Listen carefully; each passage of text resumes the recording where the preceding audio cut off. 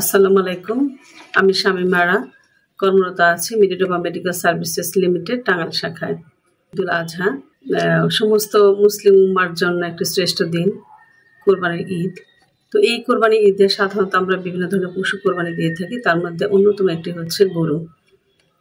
খুবই পুষ্টিকর এবং সুস্বাদু এই খাবারটির মধ্যে রয়েছে প্রচুর পরিমাণে পুষ্টি উপাদান বিভিন্ন ধরনের। তার মধ্যে রয়েছে উচ্চমানের প্রোটিন, যাতে সমস্ত এসেনশিয়াল অ্যামিনো অ্যাসিডগুলো উপস্থিত রয়েছে, যেটা আমাদের মানবদেহের জন্য খুবই উপকার। এছাড়া রয়েছে বিভিন্ন ধরনের খনিজ পদার্থ, যেমন জিঙ্ক, তারপর সোডিয়াম, ম্যাগনেসিয়াম, সেলেনিয়াম, এগুলো গুরুত্বপূর্ণ খনিজ পদার্থ। এবং রয়েছে বিভিন্ন ধরনের B vitamin, vitamin B12, B6, B2 বা রিবোফ্লেভিন ইত্যাদি। তো এই সমস্ত পুষ্টি উপাদানে ভরপুর যেহেতু এই খাবারটি আমরা অবশ্যই ঈদে খাবো। এবং এই ঈদে এই গরুর মাংসের যে পুষ্টিকর উপাদানগুলো রয়েছে বা উপকারিতা রয়েছে, এর পাশাপাশি কিন্তু বিভিন্ন ধরনের অপকারিতাও রয়েছে। যেমন গরুর মাংসের যে উচ্চ মূল্যের যে বিভিন্ন ধরনের ফ্যাট রয়েছে, যেমন বিভিন্ন সম্পৃক্ত চর্বি বা কোলেস্টেরল ইত্যাদি, এগুলো কিন্তু আমাদের জন্য অত্যন্ত ক্ষতিকর, বিশেষ করে যাদের উচ্চ রক্তচাপ বা হৃদরোগ রয়েছে এবং কিডনি রোগ রয়েছে ইত্যাদি বিভিন্ন ধরনের রোগ রয়েছে, তাদের জন্য খুবই ক্ষতিকর। তো এই কারণে আমরা এই খাবারটি খাবো, কিন্তু অবশ্যই সেটা যেন আমাদের দেহের জন্য ক্ষতিকর হয়ে না দাঁড়ায়, সেজন্য আমরা কিছু বিষয় যদি আমরা অবলম্বন করি, তাহলে অবশ্যই আমাদের জন্য সেটা আমরা এনজয় করতে পারবো খাবারটি। তো এই কারণে আমরা যে কাজটা করব সেটা হলো, যেহেতু কোরবানির ঈদ, আমরা তো অবশ্যই খাবার খাবো, এই মাংস খাবো, কিন্তু মাংসের পরিমাণটার জন্য অবশ্যই পরিমিত হয়, সেদিকে আমাদের খেয়াল রেখে আমরা খাওয়াটা শুরু করব। তো প্রথমেই মাংস রান্না করার সময় যে কাজটা করতে হবে, মাংস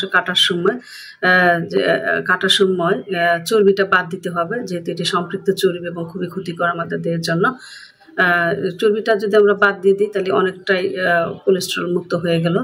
এরপরে আমরা যেটা করব সেটা হচ্ছে, আমরা রান্না করার পূর্বে গরম পানি দিয়ে একটু ধুয়ে নেব। গরম পানিতে যদি ধুয়ে নিই, তাহলেও কিছুটা চর্বি কমে যাবে। এরপরে আমরা যেটা করব সেটা হলো, খাবার রান্না করার পরে আমরা রান্নাটা অবশ্যই অল্প, মানে খুব উচ্চ তাপে রান্না করব না, কারণ উচ্চ তাপে যদি রান্না করি তাহলে ভিটামিন B গুলো চলে যাবে এবং অ্যান্টিঅক্সিডেন্টগুলো দেখা যাবে যে আমরা পাবো না। এর জন্য আমরা কম তাপে রান্না করব এবং রান্না যে করব আমরা অবশ্যই বেশি সময়ও নেওয়া যাবে না, আমরা অল্প সময় নিয়ে রান্না করব। তো যাই হোক, আমরা খাবারটি রান্না করার সময়, খাওয়ার পরে আমরা যে কাজটা করব সেটা হলো, আমরা কোমল পানীয়, এই খাবার খাওয়ার পরে কোমল পানীয় না খেয়ে আমরা বিভিন্ন ধরনের টক দই, তারপরে মাঠা ঘোল, তারপরে পুদিনার শরবত বা আদা পানির শরবত, এগুলো আমরা খেতে পারি, যাতে এগুলো আমাদের হজমে সুবিধা হয়। কারণ গরু মাংস কিন্তু হজমে অনেক সময় নেয়, এই কারণে অনেক প্রবলেম দেখা দেয়, অনেকের পেট ফাঁপা বা কোষ্ঠকাঠিন্য এবং হজমের সমস্যা দেখা দেয়। এই জন্য আমরা এই ধরনের পানীয় খাবো, অবশ্যই কোমল পানীয়টা আমরা নিব না। আরেকটি বিষয় হচ্ছে, মাংস খাওয়ার সাথে অবশ্যই আমরা সালাদটা রাখবো। মাংসের পাশাপাশি যদি আমরা সালাদটা রাখি, তাহলে সালাদের মধ্যে যে অ্যান্টিঅক্সিডেন্টগুলো রয়েছে সেটি আমাদের কাজে দিবে। এছাড়া খাবারের পরিমাণটা খাওয়া কম হবে।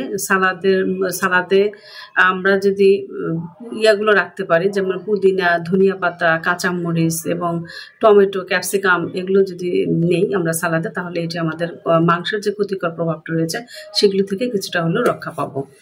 এরপরে আমরা আসি যে মাংস রান্না তো করবোই আমরা, সেটার পাশাপাশি অবশ্যই যেন আমরা আমাদের মেনুতে অবশ্যই একটা সবজি রাখি, আমরা যেটা মিক্সড সবজি। আমরা অনেক সময় করি কি, শুধুমাত্র কোরবানি ঈদ আমাদের মাংসই খেতে হবে, এরকম একটা চিন্তা ভাবনা থেকে আমরা শুধু এটার উপরে নির্ভর করে থাকি, যেটা আমাদের শরীরের জন্য খুবই হার্মফুল হয়ে যায় এবং অনেক সময় ঈদের আনন্দটা কিন্তু চলে যায়। সেই কারণে আমরা মাংস রান্নার পাশাপাশি মেনুতে আমরা অবশ্যই একটা মিক্সড সবজি রাখবো, যে সবজিটা আমাদের শরীরের জন্য খুবই উপকার হবে। ওই সময়টাতে মাংসের পাশাপাশি একটা সবজি রাখলে একটা ব্যালেন্স তৈরি হবে শরীরের মধ্যে। হজমের সমস্যা বলেন, পেটের সমস্যা বলেন, পেটের পীড়া বলেন, বা মাংস খাওয়ার যে একটা ক্ষতিকর কোষ্ঠকাঠিন্য বলেন, ক্ষতিকর যে প্রভাব, সেটা থেকে আমরা রক্ষা পেতে পারবো। এবং মাংস রান্নার সময় আমরা আরেকটা কাজ করতে পারি, যেমন আমরা পেঁপে রাখতে পারি, মাংসের সাথে পেঁপে বা বিভিন্ন চাল কুমড়া এগুলো রাখতে পারি। এছাড়া মাংসের সাথে যেহেতু গ্রীষ্মকাল, আমরা অবশ্যই টক জাতীয় ফল খাবো এখন, তাহলে আমাদের অনেকটাই শরীরটা ঠান্ডা থাকবে এবং সেই সাথে মাংসের যে চর্বিটা সেটা ক্ষতিকর প্রভাব থেকে এই টক জাতীয় ফল আমাদেরকে রক্ষা করবে।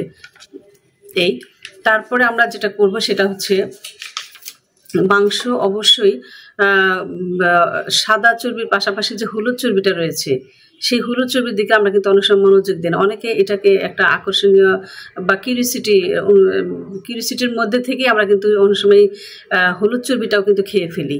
হ্যাঁ, রান্নার মধ্যে অনেক সময় দিয়ে ফেলি, কিন্তু কোনোভাবেই হলুদ চর্বিটা খাওয়া যাবে না। এটা সাদা চর্বির চেয়েও ক্ষতিকর। এটা মাংস রান্নার পরে আমরা আরেকটা কাজ করব না, বা খাওয়ার পর আমরা চা বা কফি খাবো না, কারণ চা কফি আমাদের মাংসের মধ্যে যে আয়রনটা রয়েছে সেই আয়রনটা কিন্তু শোষণে ব্যাহত করবে শোষণটা। সেই কারণে আমাদের এই সময় আমরা চা কফি কিছুই খাবো না। আমরা প্রয়োজনে কিছু সময় নিয়ে তারপরে খাবো আমরা এটা। আরেকটি বিষয় হচ্ছে গরুর মাংস অবশ্যই রান্না করার সময় ভালো করে সিদ্ধ করে রান্না করতে হবে, না হলে কিন্তু গরুর মাংসের যে সালমোনেলা বা ইকোলাই ব্যাকটেরিয়া রয়েছে এই ব্যাকটেরিয়াগুলো আমাদের ক্ষতি হতে পারে, বা জীবাণুগুলো অবশ্যই আমাদের একদম ভালো করে সিদ্ধ করে জীবাণুটা মেরে ফেলতে হবে। এবং আর নিয়মিত মাংস খেলে আরেকটা জিনিস হচ্ছে আমরা মাংসটা একটু গ্যাপ দিয়ে খাবো, কারণ নিয়মিত মাংস খেলে মাংসের মধ্যে যে ট্রাইমিথাইলামাইন অ্যান্ড অক্সাইড নামক মেটাবোলাইট রয়েছে সেই মেটাবোলাইটের মাত্রাটা একটু বেশি থাকে, যা আমাদের হৃদরোগের ঝুঁকিটাকে বাড়িয়ে দেয়। সেই কারণে আমরা এই বিষয়গুলো খেয়াল রাখবো।